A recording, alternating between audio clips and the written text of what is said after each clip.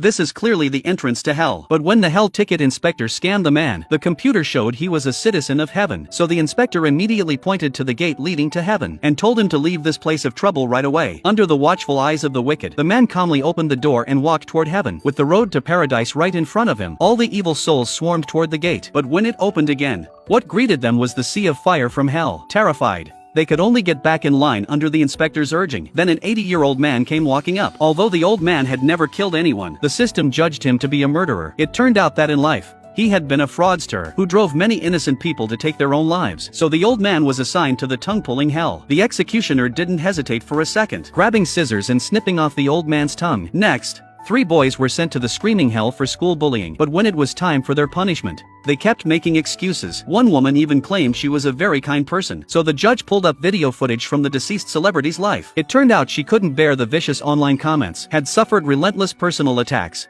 and chose to end her life. The hell judge tied these people together. And finally, a massive keyboard came crashing down from the sky. This was the ultimate fate of internet trolls. Then, after the scanner finished its check, the inspector detected a child predator. He was sent straight to the ice hell, a place reserved for the worst of the worst felons. Waiting for them wasn't death, but an endless, torturous cycle far worse than dying. A couple then came forward, about to be sent to the united hell. They looked deeply in love, but they had violated moral ethics. At that moment, they were even glad to be going to hell together. But suddenly, a cluster of sharp spikes appeared, and the man actually shoved the woman behind him to shield her. At the ticket gate, another couple arrived claiming they'd lost their child. When the machine scanned them, the result was also hell. It turned out the couple, wanting their family to stay together forever, had ended their lives without the child's consent. Finally, the judge explained, a child is not the property of the parents, but an independent individual who should never be controlled by anyone. Then 2 more elderly people were scanned and about to be sent to the fire soup hell. They asked the inspector if there had been a mistake. The inspector sent them down without hesitation. Once in hell, they still tried to argue, so the judge brought out the evidence. It turned out that in their youth,